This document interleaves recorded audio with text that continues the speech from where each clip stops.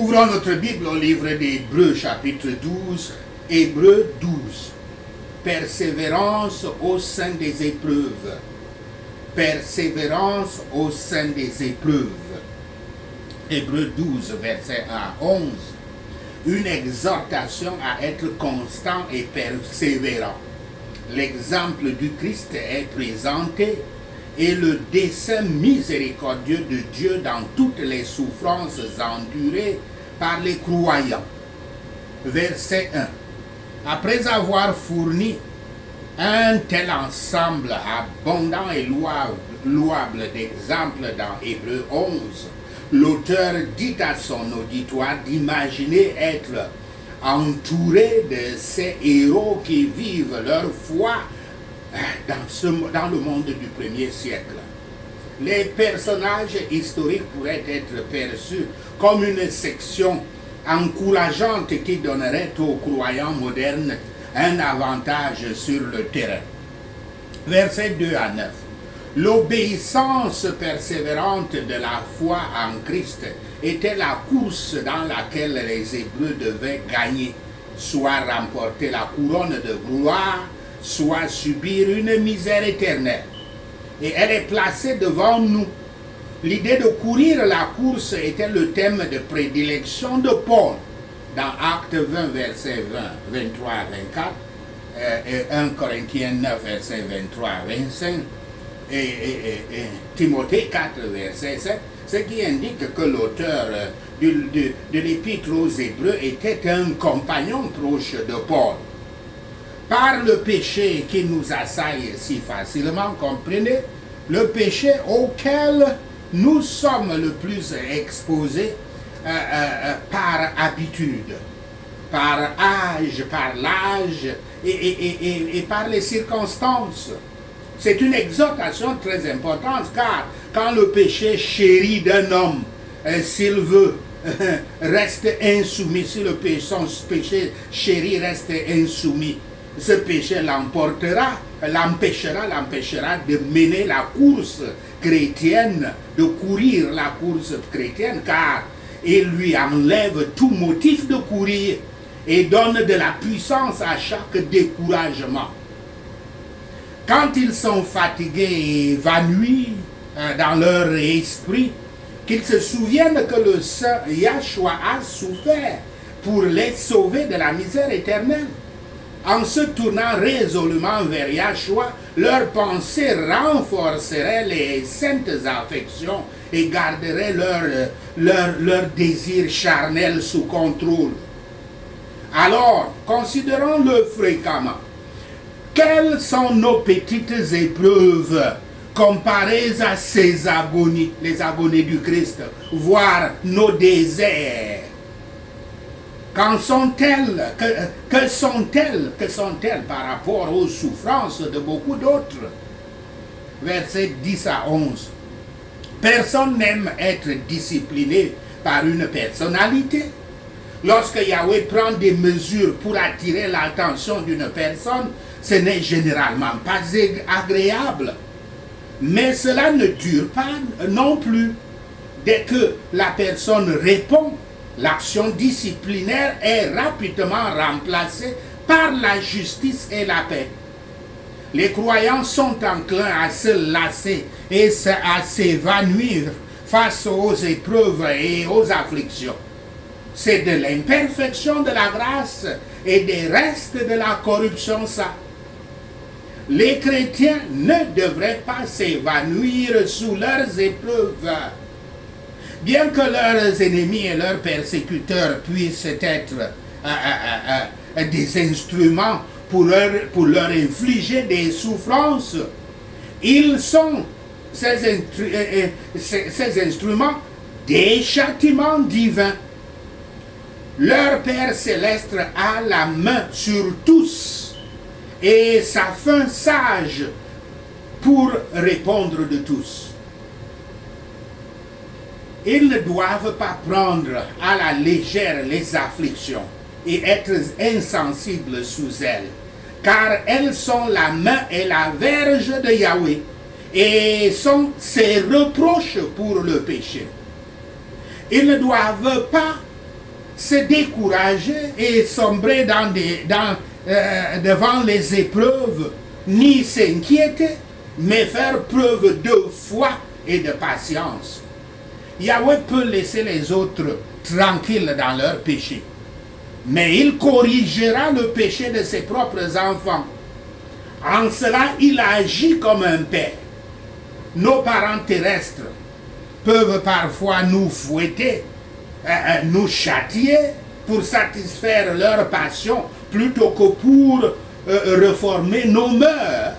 Mais le Père de nos âmes ne peut jamais nous faire plaire, ne peut jamais nous faire pleurer, ni nous affliger volontairement, ni affliger volontairement ses enfants. C'est pourquoi à notre avantage, c'est toujours, je veux dire, c'est toujours à notre avantage. Toute notre vie ici-bas est un état d'enfance et un état imparfait en ce qui concerne les choses spirituelles. Il faut donc se soumettre à la discipline d'un tel état. Quand nous serons dans un état parfait, nous serons alors pleinement réconciliés avec le châtiment de tous par Yahweh. La correction de Dieu n'est pas une condamnation. Le châtiment peut être supporté avec patience et favoriser grandement la sainteté. Apprenons donc à considérer les afflictions causées par la malice des hommes comme des corrections envoyées par notre Père sage et bienveillant pour notre bien spirituel. Considérons donc fréquemment le Christ. Quels sont nos péchés? Que sont nos petites épreuves par rapport à ces agonies, voire par rapport à nos déserts?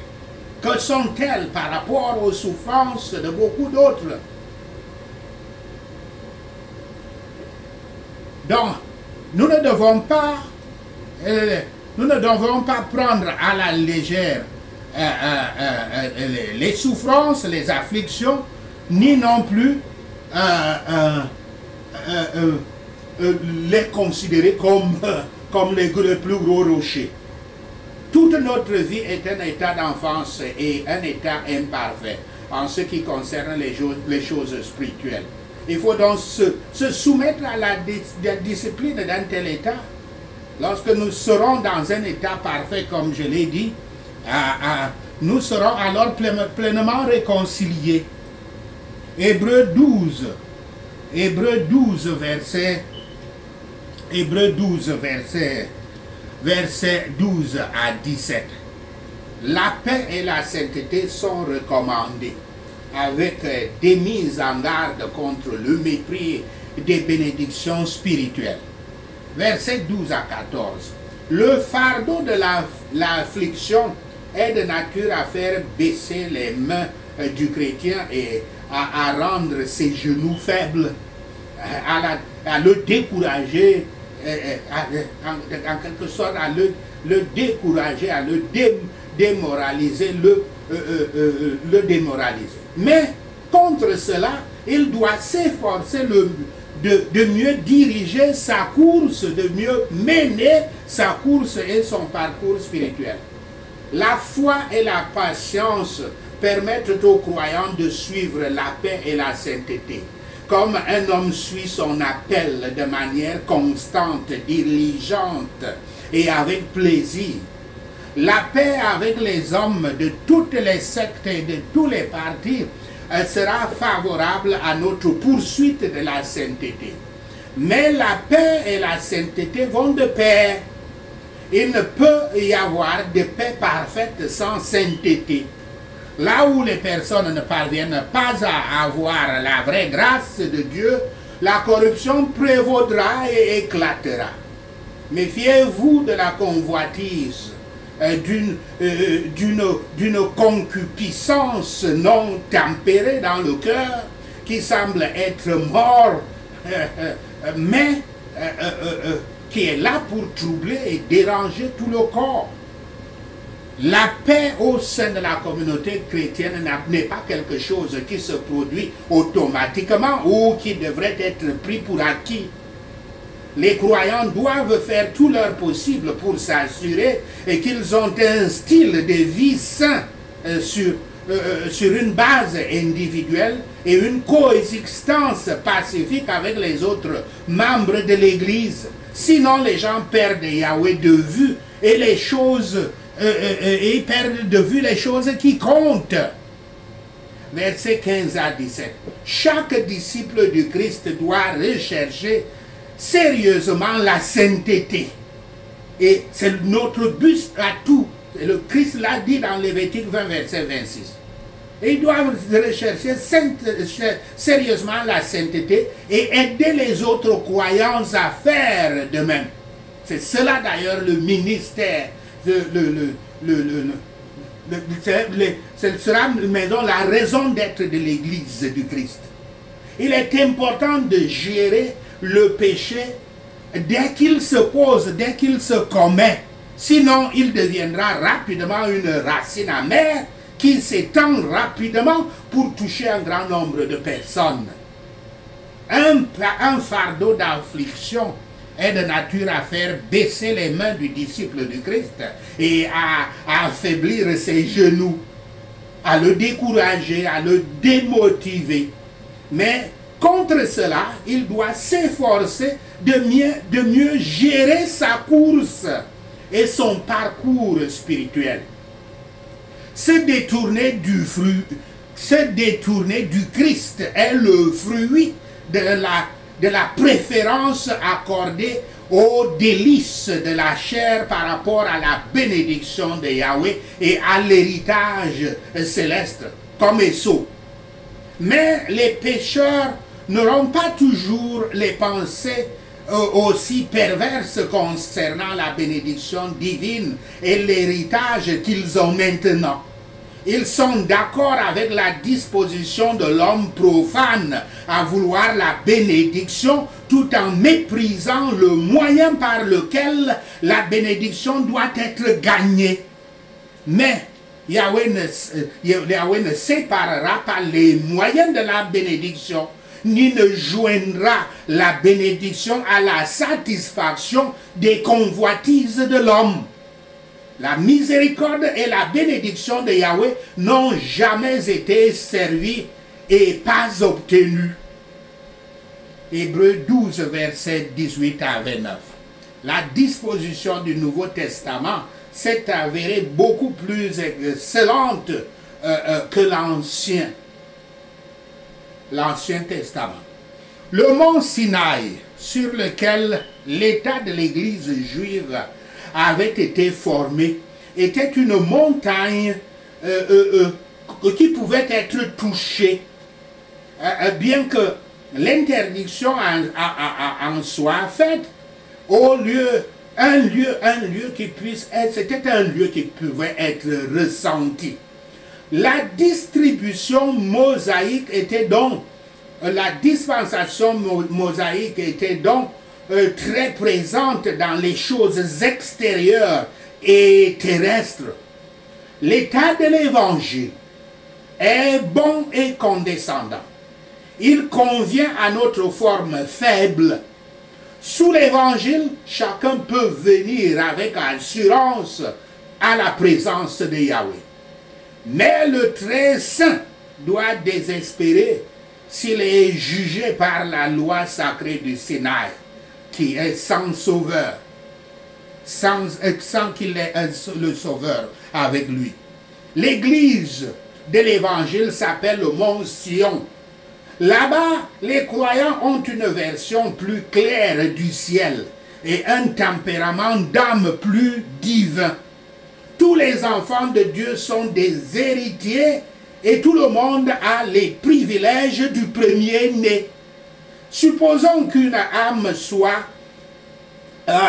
supposée se joindre à cette glorieuse assemblée, à cette église, qui n'est pas encore femme, mais qui n'est pas encore une âme familière avec Yahweh, mais qui est toujours charnel, aimant ce monde et cet état actuel des choses, le regardant d'un œil persistant, plein d'orgueil et de ruse, rempli de convoitise.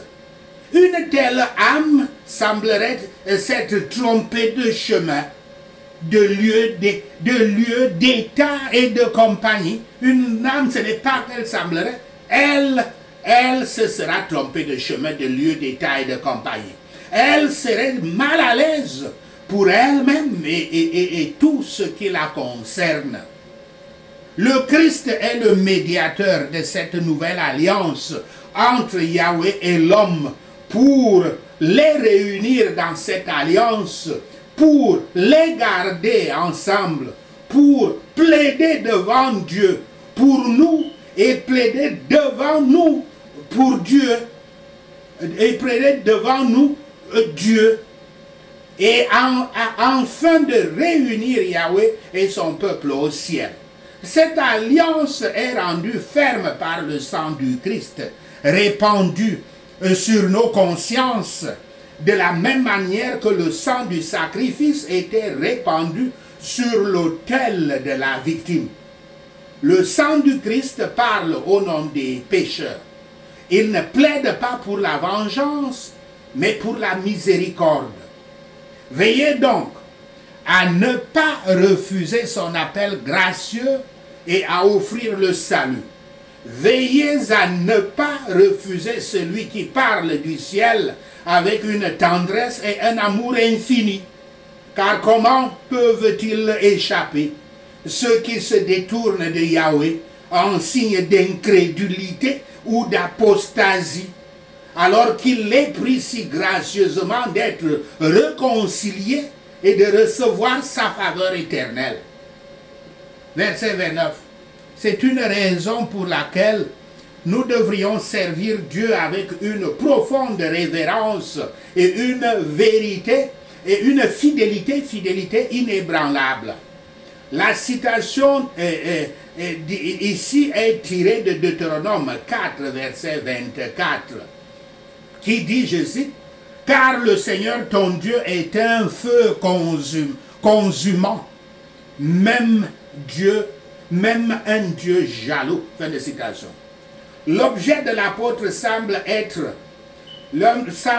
ici être de montrer qu'il y a la même raison de craindre le mécontentement de Yahweh sous la nouvelle dispensation qu'il y en avait sous l'ancienne.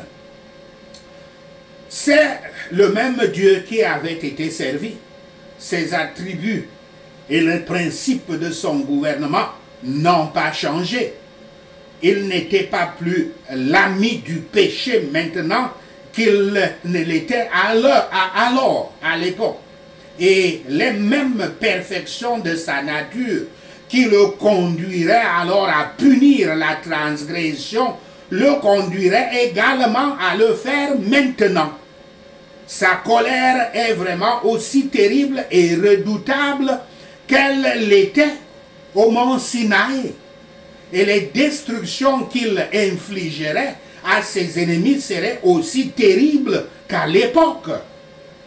Par toutes ces considérations tendres et solennelles, donc l'apôtre exhorte les amis de Yahweh à la persévérance et à la fidélité à son service. Sa bonté et sa miséricorde, le don d'un sauveur pour nous racheter, la révélation d'un monde glorieux, l'assurance que nous tous pourrons bientôt être réunis dans la communion avec les anges et les racheter, la certitude que le royaume du Sauveur est établi sur une base permanente et l'appréhension de la terrible colère de Yahweh contre les coupables devrait nous amener tous à persévérer dans les devoirs de notre appel chrétien et à éviter tout ce qui pourrait compromettre les intérêts éternels de nos âmes. Le fait que Yahweh traite avec les humains dans le cadre de l'évangile d'une manière gracieuse, nous assure qu'il traitera avec ceux qui méprisent l'évangile en procédant par le biais du jugement. Nous ne pouvons pas adorer Yahweh de manière acceptable à moins de l'adorer avec révérence et crainte de Dieu. Seule la grâce de Yahweh nous permet de l'adorer avec révérence et crainte. Seule la grâce de Yahweh nous permet d'adorer Dieu avec droiture. Yahweh est le même Dieu juste et droit sous l'évangile que sous la loi. L'héritage des croyants leur est garanti et toutes les choses relatives au salut sont librement données en réponse à la prière. Cherchons la grâce pour servir Yahweh avec respect et crainte divine. Sachez ceci et le Seigneur Yahweh vous bénira. Prenons ces points de prière basés sur Hébreux 12. Puisque nous sommes entourés d'un grand nombre de témoins de la foi dans la Bible, je rejette tout ce qui nous empêche et le péché qui s'enchevêtre si facilement au nom de Yahshua le Messie. Je courrai avec persévérance la course tracée devant moi, fixant mes yeux sur Yahshua le pionnier et celui qui perfectionne la foi au nom de Yahshua le Messie. Par la joie placée devant le Christ, il a enduré la croix, dédaignant sa honte, et s'est assis à la droite du trône de Yahweh, au nom de Yahshua le Messie. Je considère le Christ qui a enduré une telle opposition de la part des pécheurs, afin de ne pas me lasser et perdre courage, au nom de Yahshua le Messie. Dans ma lutte contre le péché, je n'ai pas encore résisté au point de verser mon sang au nom de Yahshua le Messie. Je n'ai pas complètement oublié ce mot d'encouragement qui s'adresse à moi comme un père s'adresse à son fils. Il est dit, mon fils, ne néglige pas la discipline du Seigneur et ne perds pas courage quand il te réprimande. Parce que le Seigneur discipline celui qu'il aime et il châtie toute personne qu'il accepte comme son fils, au nom de Yahshua le Messie. Je supporterai les difficultés en tant que disciple, car Yahweh me traite comme son enfant, au nom de Yahshua le Messie. Tous les enfants sont disciplinés par leur père. Si je ne suis pas discipliné et tout le monde subit une discipline, alors je ne suis pas légitime, pas du tout fils. Pas du tout fils, au nom de Yahshua le Messie. De plus, nous avons tous eu des pères humains qui nous ont disciplinés et nous les avons respectés pour cela. Combien plus devrions-nous nous soumettre au Père des esprits et vivre au nom de Yahshua le Messie. Ils nous ont disciplinés pendant un moment car ils pensaient bien. Mais Yahweh nous discipline pour notre bien, afin que nous puissions partager sa sainteté au nom de Yahshua le Messie. Aucune discipline ne semble agréable à l'époque, mais douloureuse au nom de Yahshua le Messie. Plus tard, cependant, elle produit une moisson de justice et de paix pour ceux qui ont été entraînés par elle au nom de Yahshua le Messie. Je renforcerai donc mes bras faibles et mes genoux fragiles au nom de Yahshua le Messie. La parole dit, faites des sentiers plats pour vos pieds, afin que le boiteux ne soit pas handicapé, mais plutôt guéri au nom de Yahshua le Messie. Je ferai tous les efforts pour vivre en paix avec tout le monde et pour être saint. Car sans cette sainteté, personne ne verra le Seigneur au nom de Yahshua le Messie. Je veillerai à ne pas priver de la grâce de Dieu et à ce qu'aucune racine amère ne pousse pour causer du trouble et ne souille beaucoup de personnes au nom de Yahshua le Messie. Je ferai en sorte que je ne sois pas immoral sexuellement, ni impie comme Esau, qui par un seul repas vendit ses droits de succession en tant que fils aîné au nom de Yahshua le Messie. Ensuite, comme nous le savons, lorsque Esau voulut hériter de cette bénédiction, il fut rejeté au nom de Yahshua le Messie. Même s'il cherchait la bénédiction avec des larmes, il ne pouvait rien changer à ce qu'il avait fait au nom de Yahshua le Messie. Nous ne sommes pas arrivés sur une montagne qui peut être touchée, mais qui brûle au feu dans les ténèbres, la noirceur et la tempête, au son de la trompette ou à une voix qui dit des paroles telles que telles que ceux qui l'entendaient prieraient de ne plus leur parler au nom